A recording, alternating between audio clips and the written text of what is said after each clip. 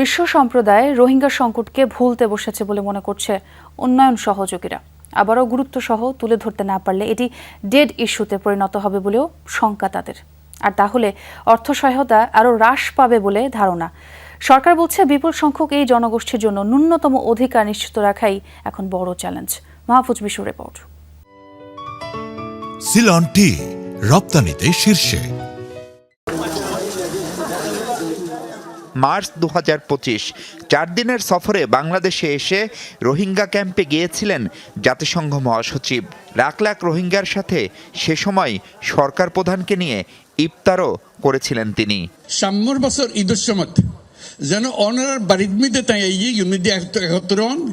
রোহিঙ্গাদের ফেরানো তো দূরের কথা, বরং তাদের ভরণ পোষণের যে বৈশ্বিক উদ্যোগ জয়েন্ট রেসপন্স প্ল্যান জেআরপি, তাতেও কমেছে অর্থ বরাদ্দ। যতটা অর্থের প্রতিশ্রুতি বাস্তবে মিলছে তার অর্ধেকের একটু বেশি। তাই 9 বছর পর এই লাখ লাখ মানুষকে ন্যূনতম বাঁচিয়ে রাখাই এখন বড় চ্যালেঞ্জ বাংলাদেশের সামনে।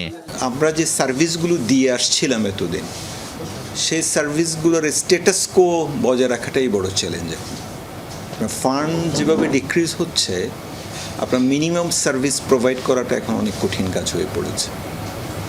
ফলে একদিকে জনসংখ্যা বাড়ছে, অন্যদিকে টাকা পয়সা কমে যাচ্ছে, এবং এর একটি সম্ভবত একটা বড় ধরনের প্রেশার পড়বে বাংলাদেশের ফিসক্যাল পলিসির উপরে। শুরু থেকেই রোহিঙ্গা সংকট নিয়ে কাজ করছে হিউম্যান কনসার্ন ইন্টারন্যাশনাল। সম্প্রতি ক্যাম্প সফর করে সংস্থাটি বলছে এই ইস্যুতে বৈশ্বিক সহায়তা পাওয়া আগামীতে আরও কঠিন হতে পারে।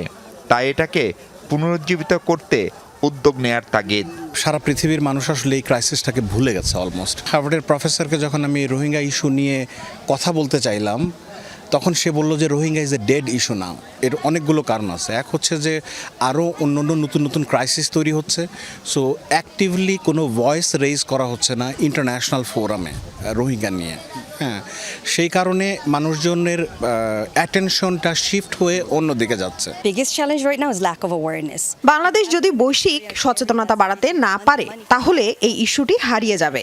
ফলে অর্থ বরাদ্দও কমবে।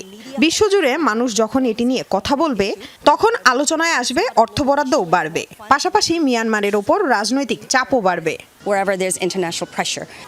অনেকের অভিযোগ, রোহিঙ্গা সংকটকে যথাযথ গুরুত্ব দিয়ে কূটনৈতিক সুবিধার সর্বোচ্চ সদ্ব্যবহার করতে পারেনি ঢাকা। শঙ্কা, এই ইস্যুতে ভবিষ্যতে সবচেয়ে বেশি ভুগতে হবে বাংলাদেশকেই।